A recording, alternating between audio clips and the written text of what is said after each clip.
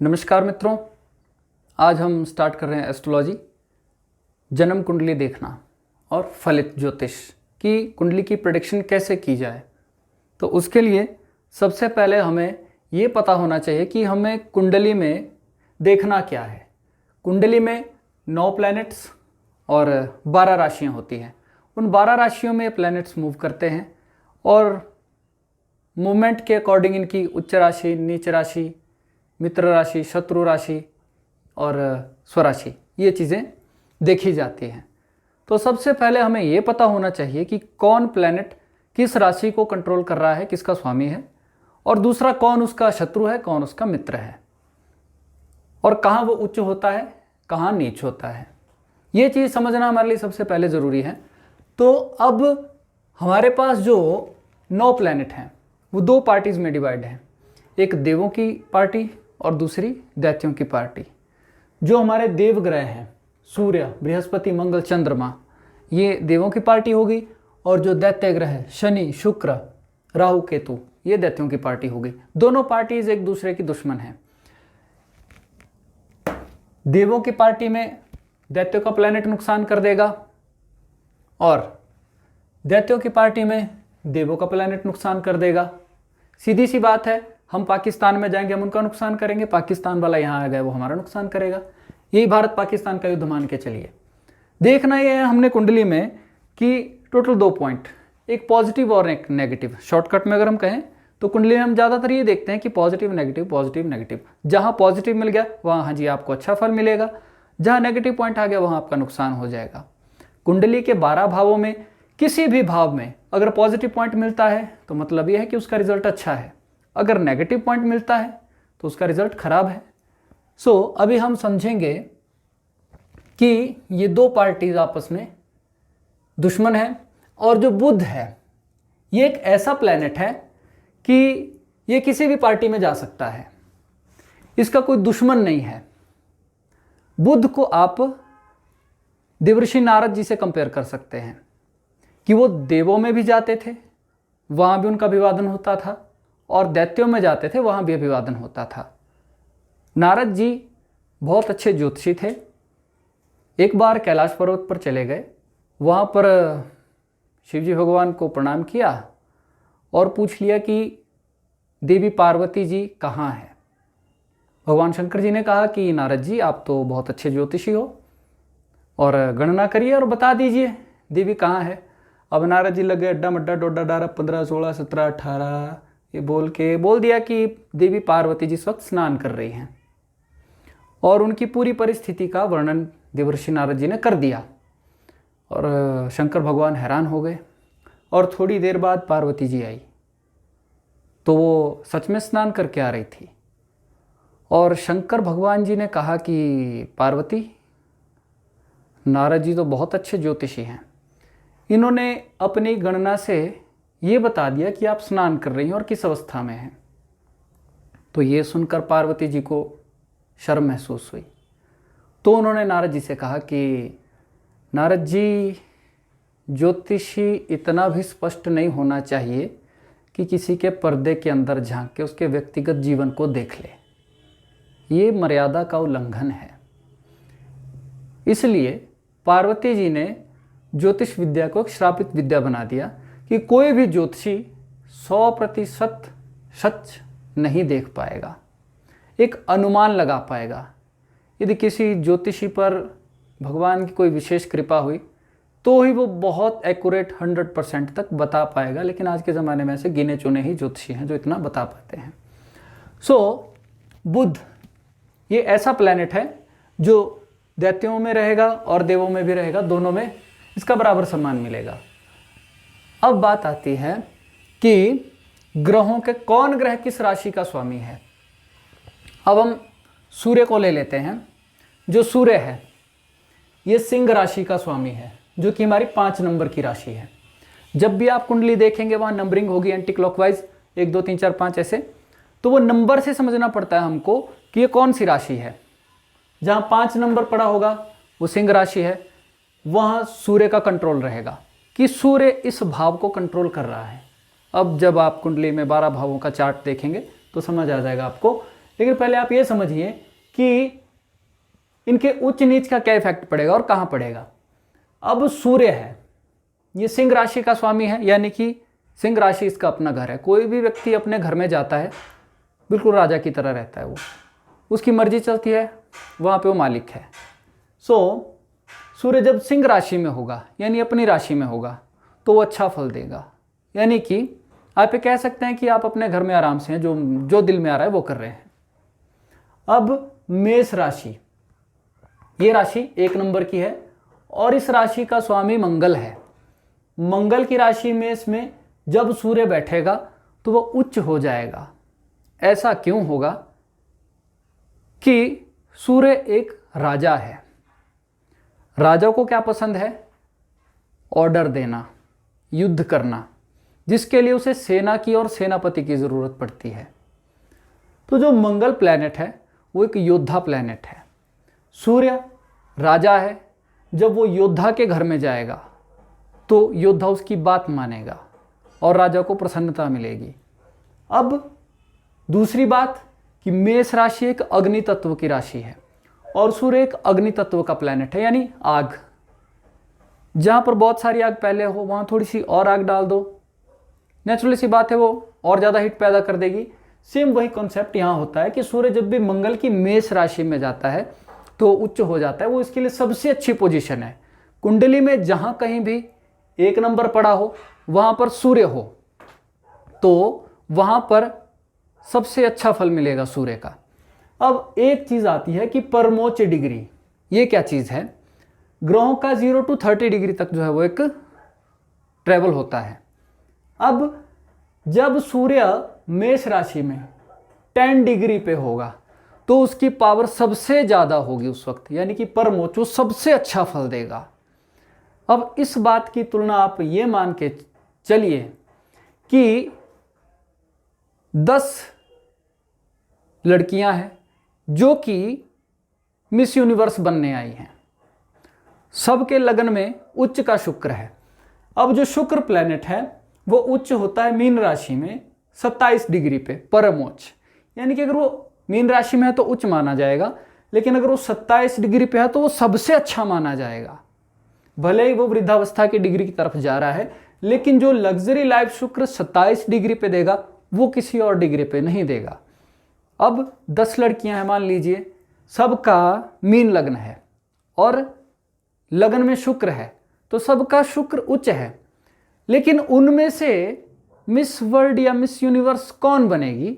वही बनेगी जिसके शुक्र में ज़्यादा दम होगा। तो सबसे ज़्यादा दम किस शुक्र में होगा? जो 27 डिग्री का होगा या इसके पास होगा, 25-26 के आसपास। जो लड़की इस डिग्री के करीब वाली होगी मैक्सिमम चांसेस रहेंगे कि वही जीतेगी, क्योंकि शुक्र वहाँ पे उसको सबसे ज़्यादा सुंदर बना रहा है। ये इसका इफेक्ट होता है प्लैनेट का कि डिग्री क्या मायने रखती है। अब दूसरी बात कि सूर्य नीच कहाँ होता है? ये होता है तुला राशि में नीच का, जो कि 7 नंबर की राशि है। इसका स्वामी शुक्र होता है। अब सूर्य तुला राशि में नीच क्यों हो जाएगा? सूर्य एक राजा है, शुक्र एक ऐसी स्त्री है जिसको हम आइटम गर्ल से कंपेयर कर सकते हैं, मुजरे वाली से कंपेयर कर सकते हैं, किसी गणिका से कंपेयर कर सकते हैं हम। कोई राजा जब किसी आइटम गर्ल के पास मुजरा देखने जाएगा तो उसकी मान प्रतिष्ठा कम हो जाएगी। यानी कि एक राजा है, वो 10 औरतों के बीच में जाके बैठ गया और राजा की इंटेंशंस वहाँ पे अच्छी नहीं है, तो सब कहेंगे कि भाई बड़ा लंपट राजा है, ये अच्छा नहीं है। तो इसलिए ये जो तुला राशि है वहाँ पे सूर्य नीच का हो जाता है। अब दूसरी बात ये कि सूर्य को युद्ध पसंद है। अब जहाँ पर सुंदर सुंदर स्त्रियाँ बैठी होंगी उसके सामने नाच गाना करेंगी, उसका मनोरंजन करेगी, वो कहाँ का युद्ध करेगा? वो तो राजा अपनी पावर खो देगा। इसलिए शुक्र जो है वो तुला राशि में सूर्य जो है वो तुला राशि में नीच माना जाता है।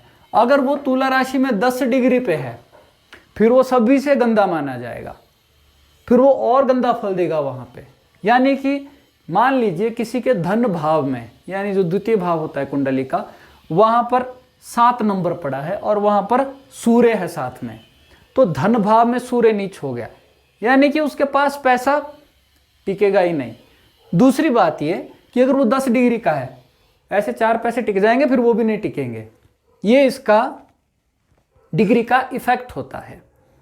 अब जैसे कि दूसरा प्लेनेट आता है चंद्रमा, जिसकी जो राशि है वो कर्क राशि है, कर्क राशि 4 नंबर वाली। अब जो चंद्रमा है वो वृषभ राशि में उच्च हो जाता है। वृषभ राशि में उच्च क्यों हो जाएगा वो? देखिए, वृषभ राशि शुक्र की राशि है, तो शत्रु की राशि वो, ठीक है, लेकिन वहां पर वो उच्च हो जाएगा। क्यों? क्योंकि वृषभ राशि है वो एक तो शुक्र की राशि है, जो कि श्रृंगार, नाच गाना, कला, सौंदर्य, ऐसी चीज़ों का प्रतीक है। अब कोई रानी है, उसको आप ब्यूटी पार्लर में भेज दो, वहाँ पर उसको खूब सजाएंगे धजाएंगे, तो रानी ऑटोमेटिकली प्रसन्न हो जाएगी। तो सेम कॉन्सेप्ट यहीं पर है कि चंद्रमा जब वृषभ राशि में जाएगा तो वो उच्च हो जाएगा। अब अगर चंद्रमा वृषभ राशि में 3 डिग्री का है, फिर वो सबसे बेस्ट है, वो सबसे अच्छा रिजल्ट देगा वहाँ पे। यानी कि मान लीजिए किसी का, जैसे धन भाव का एग्जाम्पल दिया कि सूर्य नीचे हो, धन नहीं होगा। अगर किसी का धन भाव में 3 डिग्री का 2 नंबर पे चंद्रमा है, तो वहाँ पर उसको पैसे की कभी कमी नहीं होगी, बहुत पैसा कमाएगा वो, ठीक है। अब इसमें एक चीज़ और कि चंद्रमा जो है वो वृषभ राशि में स्टेबल हो जाता है, यानी कि चंद्रमा एक पानी वाला प्लैनेट है, और जो वृषभ राशि है वो पृथ्वी तत्व की राशि यानी सॉलिड राशि है।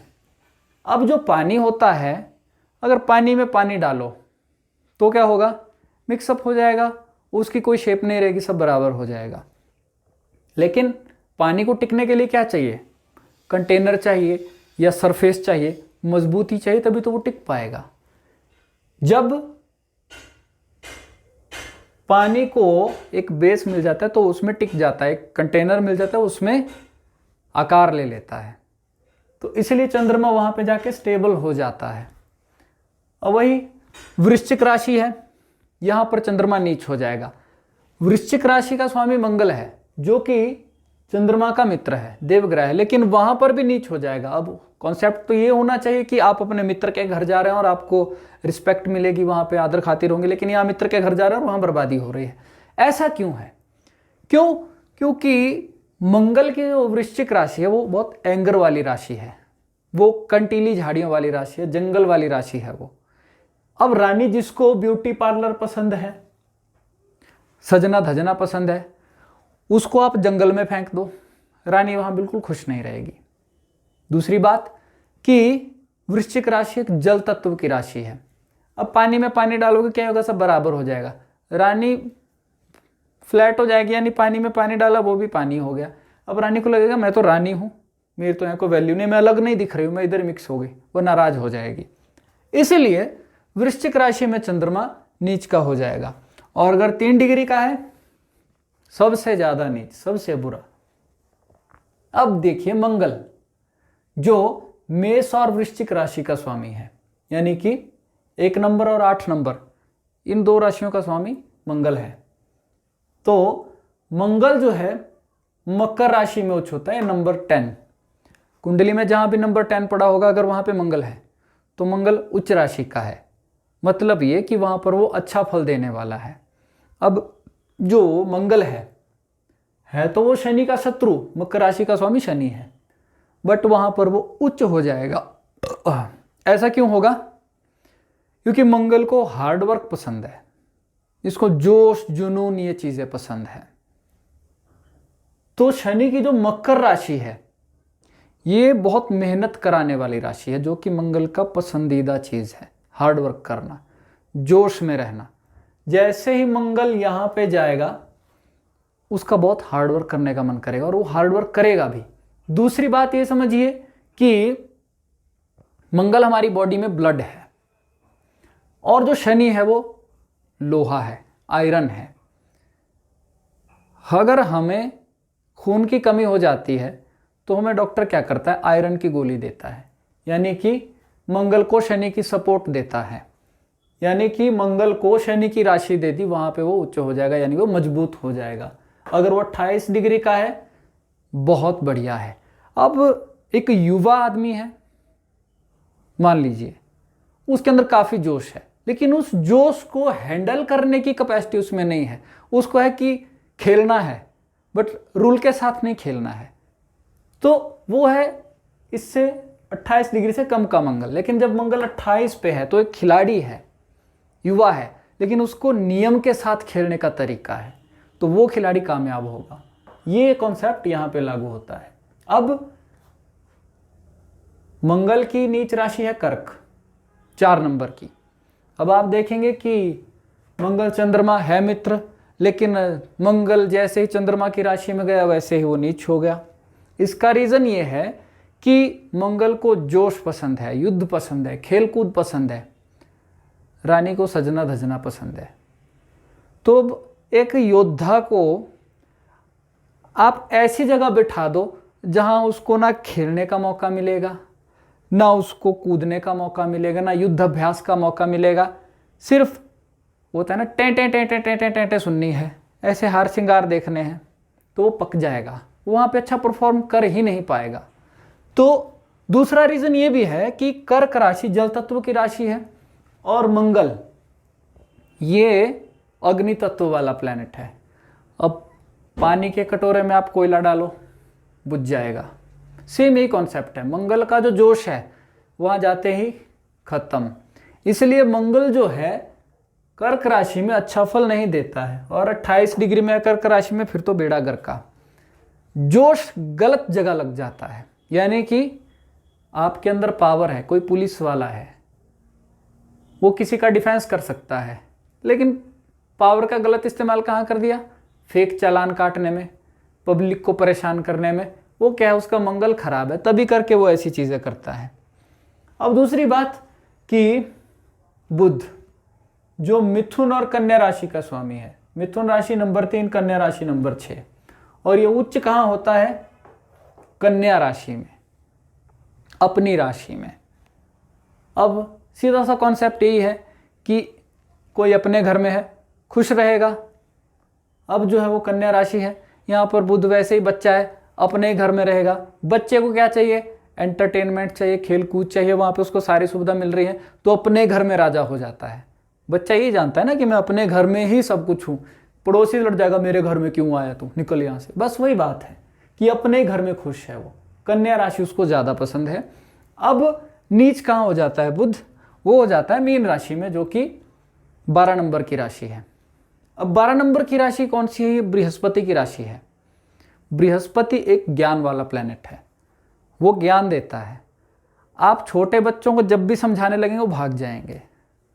आप बोलेंगे बेटा थोड़ी देर ध्यान करो, कुछ नहीं करेंगे वो।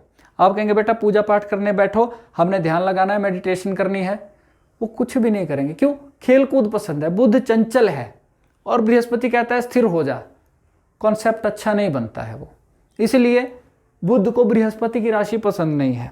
दूसरी बात कि अगर ये 15 डिग्री का है, परमोच्च है, बहुत बढ़िया है, बहुत अच्छे तर्क लगाएगा, बहुत अच्छे लॉजिक लगाएगा।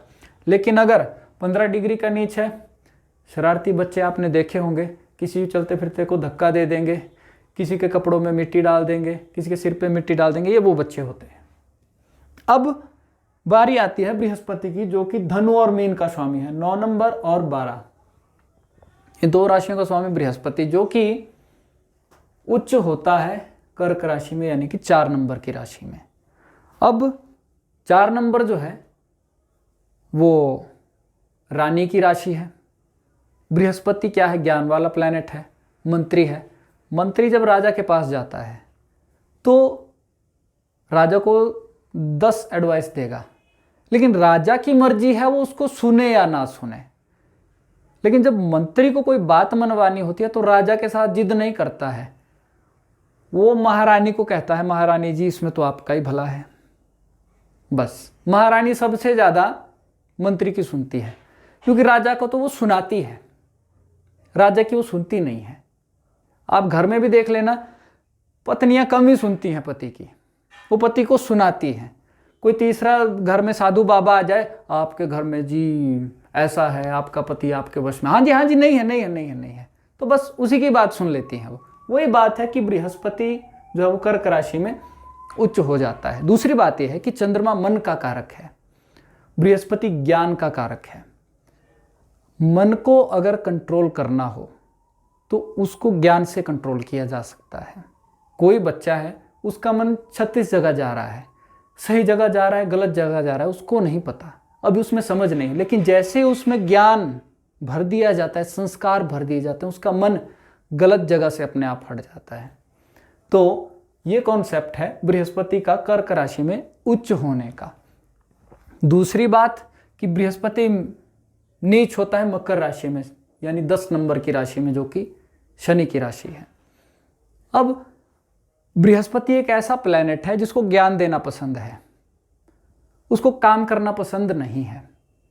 आप देखेंगे बहुत ज्ञानी ज्ञानी बंदे गद्दी पे बैठे होते हैं, लेक्चर मारेंगे, उनके पैरों में लोग अपना धन अर्पण कर देंगे, बैठे बैठे कमाने का शौक है, ज्ञान से कमाने का शौक है। लेकिन उन गद्दी पे बैठे हुए बंदों को अगर आप बोलेंगे ना चलो जी पत्थर तोड़ने हैं कहीं पे जाके, एक ट्रॉली जो है वो हमने बजरी की भरनी है, एक टैंकर पानी का हमने नीचे उतारना है या ऊपर चढ़ाना है पानी, कुछ नहीं करेंगे वो। क्यों? उनको आदत है ना वो ज्ञान से कमाने की, मेहनत करने की उनको आदत नहीं है। शनि की जो मकर राशि है बहुत मेहनत वाली राशि है। जैसे ही आप ज्ञानी आदमी को मजदूर के साथ लगाएंगे वो कुछ नहीं कर पाएगा, वहाँ परेशान हो जाएगा। क्यों? जोर लगाने की आदत नहीं है, कुछ उठाने की आदत नहीं है। वो मजदूर को ज्ञान देना शुरू कर देगा और मजदूर बोलेगा चले जा भाई काम कर, नहीं तो चले जा, वही उनमें लड़ाई हो जाएगी ना। सो सेम कॉन्सेप्ट ये है कि बृहस्पति मकर राशि में नीच, बाकी परम नीच और परमोच्च डिग्री का आपको पता ही है कि अगर प्लैनेट उच्च है तो अच्छा फल देगा, बुरा है तो बुरा ही फल देगा। अब शुक्र, ये है वृषभ और तुला राशियों का स्वामी, जो कि 2 और 7 नंबर की राशियां हैं। अब शुक्र उच्च होता है मीन राशि में। अब देखिए, जो शुक्र है वो दैत्य गुरु है, लेकिन वो देवगुरु की राशि में उच्च का हो रहा है इसमें जो मीन राशि है। क्यों भाई? शुक्र एक स्त्री भी है, तो स्त्री को ज्ञानवान पुरुष और धनवान पुरुष ज़्यादा पसंद आते हैं। बृहस्पति धन का कारक भी है, ज्ञान का कारक भी है। तो जो मीन राशि है वहाँ स्त्री को पर्याप्त धन मिल रहा है, एक ज्ञानी पुरुष मिल रहा है, तो नेचुरल सी बात है, उसे लगता है कि मेरी लाइफ अच्छी चलेगी, तो वहाँ पे शुक्र जो है वो उच्च राशि का हो जाता है। अब दूसरी बात कि शुक्र नीच राशि का कन्या राशि में होता है। 6 नंबर की राशि में जब भी शुक्र बैठेगा वो नीच हो जाएगा। क्यों? बुध की राशि है, बच्चे की राशि है वो। अब एक युवा स्त्री जो शुक्र का प्रतीक है, 25-26 साल की एक बहुत सुंदर दिखने वाली लड़की आप मान के चलिए, उसको आप 6 साल के बच्चे के साथ बिठा दो, वो खुश नहीं रह सकती है। क्यों? युवा स्त्री की ज़रूरतें एक युवा पुरुष पूरी कर सकता है, जो कि यहाँ पे लागू नहीं होता है। जहाँ वो चाहेगी कि कुछ रोमांटिक टाइम निकले, कुछ अच्छा टाइम निकले, गीत संगीत में टाइम निकले, घूमने फिरने में टाइम निकले, लग्जरी लाइफ में टाइम निकले, वहाँ उसको बच्चा संभालना पड़ जाएगा कि ये रो रहा है, इसको खाना खिलाओ, इसके कपड़े बदलाओ, ये करो वो करो, तो वो परेशान हो जाएगी। इसीलिए शुक्र जो है वो कन्या राशि में नीच का हो जाता है। अब शनि मकर और कुंभ राशि का स्वामी है, जो 10 और 11 नंबर की राशि है। अब ये उच्च कहाँ होता है? ये तुला राशि में उच्च का होता है, जो 7 नंबर की राशि है। शनि तुला राशि में उच्च का होता है, इसका रीज़न क्या है कि शनिदेव को न्याय करना पसंद है, अनुशासन पसंद है तो धीमी गति वाला प्लैनेट, लेजी प्लैनेट भी बोलते हैं उसको लेजी बोलना सही नहीं होगा, वो धीमा कहना सही होगा, क्योंकि लेजी आदमी कुछ करना ही नहीं चाहता है। शनि को हम लेजी नहीं कह सकते, हम कह सकते हैं कि मेहनती आदमी है, बट इसकी गति धीमी है। ठीक है? तो शुक्र क्या है? वो एक तराजू वाली राशि है, बैलेंसिंग वाली राशि। आप साइन देखेंगे, गूगल सर्च मारिए तुला राशि, आपको तराजू दिखेगा। तो तराजू जो है वो न्याय का प्रतीक भी है। तोलने के लिए आप देखेंगे जुडिशरी में, वहाँ पे एक औरत जिसकी आंखों पे पट्टी, न्याय की देवी, उसके हाथ में तराजू रहता है, वो बिना देखे तोलती है, निष्पक्ष तोलती है वो। तो शनिदेव भी यही करते हैं कि वो निष्पक्ष रहते हैं, वो बराबर करते हैं सबको। जो अच्छा है सो अच्छा है, जो बुरा है सो बुरा है, अच्छे को अच्छा फल, बुरे को बुरा फल, कोई भेदभाव नहीं, कोई डिस्क्रिमिनेशन नहीं, कोई उसमें अपना रिश्तेदारी नहीं, कुछ नहीं। जो गलत है सो गलत है। तो जब शनि देव को ऐसी चीज़ मिल जाए जिसे वो मेजरमेंट कर सके, तो वो वहीं बैठना पसंद करेंगे। शुक्र उनका मित्र है। अब राजा है, मंत्री के घर में बैठ गया और मंत्री उसको राज करने के, उसके पसंद के सारे टूल दे रहा है, राजा खुश हो जाएगा। जैसे सूर्य मंगल के घर में खुश हो रहा है, उसको युद्ध पसंद है, शनि को न्याय पसंद है। तो शुक्र को ज्ञान भी बहुत है, इसको एक स्त्री के तरीके से मत लीजिए। जैसे कि एस्ट्रोलॉजी में मैक्सिमम शुक्र को जब देखो शुक्र बदनाम, शुक्र स्त्री है, शुक्र वैश्य है, शुक्र ये है, वो कुछ नहीं, मतलब बदनाम किया हुआ है। शुक्र के बारे में जितना आप जानेंगे वो कम ही रहेगा। क्यों? जैसे कि शुक्र एक ऐसा प्लैनेट है जिसके पास संजीवनी विद्या है, बाकी किसी प्लैनेट के पास संजीवनी विद्या नहीं है। शुक्र के अंदर कैपेसिटी है दूसरे को ठीक करने की। किसी का शुक्र अच्छा है और वो अगर डॉक्टरी लाइन में है तो वो मरते हुए को जिंदा कर सकता है। बहुत सारे केसेस आप देखते होंगे कि मौत के मुंह से वापस लेके आ गया। ऐसे डॉक्टर्स जो होते हैं उनका शुक्र बहुत अच्छा है। शुक्र हमेशा स्त्रियों से रिलेटेड नहीं होता है। और दूसरी बात कि शनि नीच कहाँ होता है? मेष राशि में। अब मेष राशि जो मंगल की राशि है, शत्रु की राशि है, वहां पे वो नीच क्यों होगा? क्योंकि मंगल को जोश पसंद है।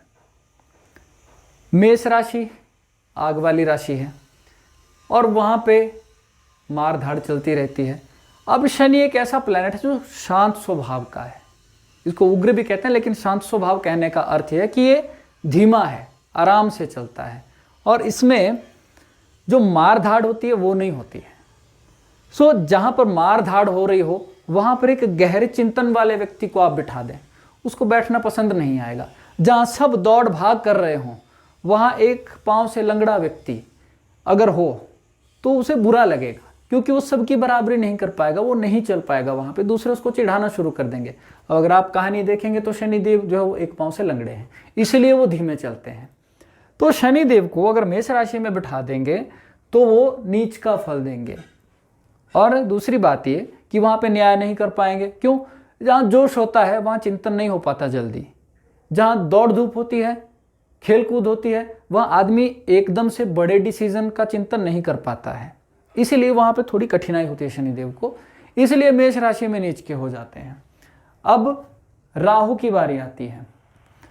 राहु और केतु ये दो ऐसे प्लैनेट हैं जो किसी भी राशि के स्वामी नहीं हैं। अब इनकी उच्च और नीच राशि ये समझिए आप, मिथुन राशि में जो है वो राहु उच्च का माना जाता है, लेकिन कुछ जगह आपको मिलेगा कि वृषभ राशि में भी राहु उच्च का होता है। मैक्सिमम जगह आपको मिथुन मिलेगा। अब इसका थोड़ा सा लॉजिक ये समझिए कि मिथुन राशि क्या है? ये है एक बच्चे की राशि, शैतान बच्चा, मतलब ऐसा बच्चा जिसको शरारतें करना बड़ा पसंद है। अब राहु को अगर हम शकुनी मामा मान के चले और मिथुन राशि के बुध को जो है हम दुर्योधन मान के चले, तो शकुनी मामा सबसे ज्यादा खुश दुर्योधन के साथ था। क्यों? जैसे चाहा मोल्ड कर दिया। दुर्योधन को शकुनी मामा ने इतना बिगाड़ा कि जो शकुनी मामा की प्रतिज्ञा थी कि मैं धृतराष्ट्र का वंश खत्म कर दूंगा, वो प्रतिज्ञा भी पूरी कर गया। राहु अगर उच्च राशि में है तो इसका मतलब ये नहीं कि वो सदा ही वहां पे अच्छा फल देगा, वहां पे नुकसान भी करेगा। वो एक फिल्म थी, उसमें डायलॉग था, छोटी गंगा बोल के नाले में कुदा दिया। वैसे ही शकुनी मामा ने राहु के साथ, दुर्योधन के साथ किया कि उसको कहा बेटा राज्य तुम्हारा है, तुम्हारा है, तुम्हारा है, युद्ध करो, युद्ध करो, और मरवा दिया। दूसरी बात यह कि वृषभ राशि वो जो है दैत्य गुरु शुक्राचार्य की राशि है। अब राहु है चालू खोपड़ी, सिर्फ एक सिर है वो, उसके पास हाथ पैर नहीं है, आंख है, नाक है, कान है, मुंह है। वो देखेगा, सुनेगा, बोलेगा। अब किसी को मैनिपुलेट किया जाता है तो वो बोल के किया जाता है। अब बोला क्या जाए, वो ज्ञान होना चाहिए। वो ज्ञान इसको शुक्र की राशि में मिल जाता है। क्यों? दैत्यों का गुरु है भाई, गुरु के पास ज्ञान ही होगा, उसकी राशि में जाएगा तो सीधी सी बात है वहां से ज्ञान उठाएगा और यूज करेगा अपने हिसाब से। क्योंकि राहु की कैरेक्टरिस्टिक है जहां बैठेगा वहां की पावर ले लेगा और अपने तरीके से यूज करेगा। सेम वही बात है कि वृषभ राशि में जहां शुक्र के ज्ञान वाले गुण हैं वो उनको ले लेगा और अपने तरीके से इस्तेमाल करेगा वो। अब दूसरी बात कि राहु नीच कहाँ होता है? धनु राशि में, और दूसरा कहा जाता है वृश्चिक राशि में भी नीच होता है। अब धनु राशि में नीच होने का क्या लॉजिक है कि धनु राशि है देवगुरु बृहस्पति वाली राशि। अब राहु है दैत्य प्रवृत्ति का, उसको झूठ, छल, षड्यंत्र ये चीजें पसंद है, और बृहस्पति ज्ञान देने लगता है कि छल मत करो, षड्यंत्र मत करो, भगवान की तरफ ध्यान लगाओ। अब जब इस बंदे को ऐसी ज्ञान की बातें मिलने लगेंगी तो इरिटेट हो जाएगा ना, क्योंकि देवताओं से तो उसकी ऑलरेडी दुश्मनी है। अगर उसको कहा जाए कि देवताओं की भक्ति करो, वो नहीं कर पाएगा। इसलिए वो धनु राशि में कंफर्ट फील नहीं करता और वो नीच हो जाता है। और वृश्चिक राशि शत्रु की राशि है, मंगल की राशि है। अब वहां पे क्या होगा कि जल तत्व की राशि है वृश्चिक राशि। पानी में तैरने के लिए हाथ पैर की जरूरत होती है, लेकिन राहु सिर्फ एक सिर है, उसके पास तैरने के लिए कोई साधन नहीं है। किसी सिर को पानी में रखो वो डूबने लग जाएगा, उसका दम घुटने लग जाएगा। सेम वही चीज है कि वृश्चिक राशि में जब भी राहु होगा तो वो नीच जैसा फल देगा। मंगल की कैरेक्टरिस्टिक्स उठाएगा, वो गुस्से वाला बना देगा, या तो वहां पर जो है वो ज्वलनशील घटना कर देगा, या कुछ और चीज नुकसान कर देगा, चोट चपेट ये चीजें कर देगा। तो अच्छे फल वहां पे नहीं देगा। और सबसे बुरे फल अगर 15 डिग्री का है तो सबसे बुरे फल देगा। और केतु जो कि धनु और वृश्चिक राशि में जो है वो उच्च का माना गया है। अब धनु राशि में मैक्सिमम आपको लिखा हुआ मिल जाएगा कि धनु राशि में केतु उच्च का होता है। क्या कारण है कि केतु जो है एक धड़ है, सिर नहीं है, यानी कि उसके पास सोचने की क्षमता नहीं है, उसके पास दिमाग नहीं है। लेकिन जो बृहस्पति की धनु राशि है वो ज्ञान वाली राशि है। अब किसी के पास दिमाग ही नहीं है, लेकिन काम करने की कैपेसिटी पूरी है। अगर आप उसको थोड़ा सा दिमाग दे दो, उसको सही डायरेक्शन दे दो, सीधी सी बात है वो प्रसन्न हो जाएगा।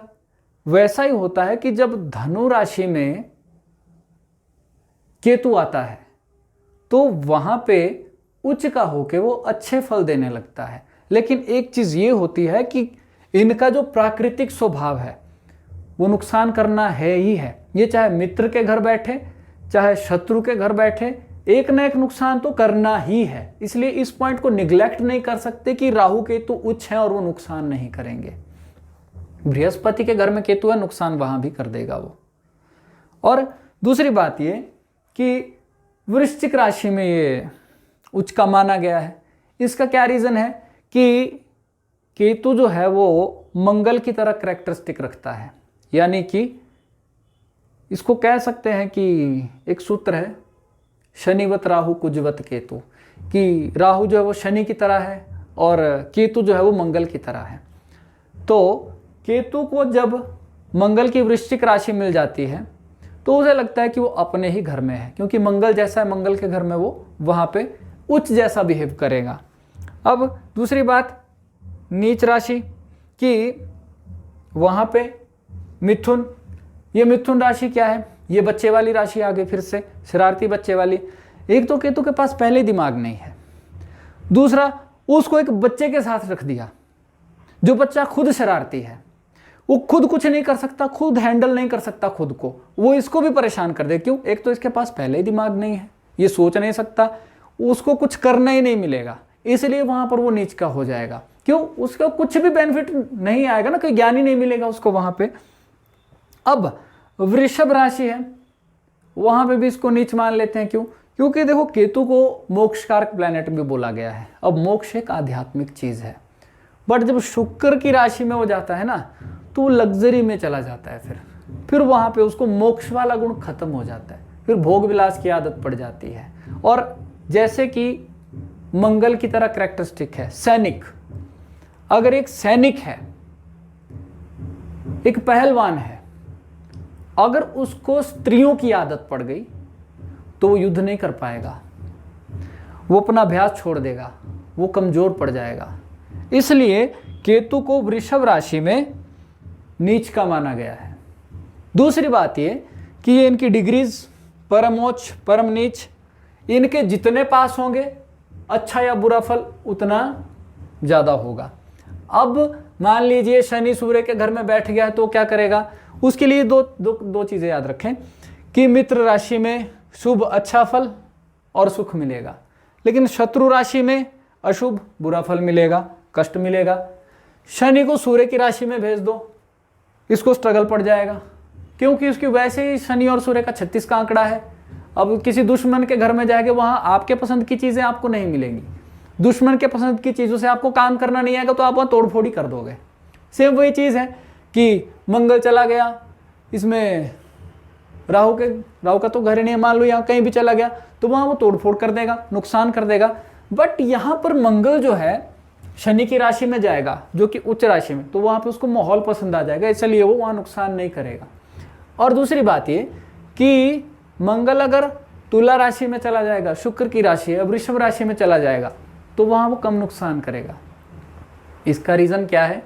एक सिपाही है, उसको एक अच्छी लड़की मिल गई, वो लगता है मैं शादी कर लूंगा, बस उसको वही चीजें पसंद आ जाएंगी।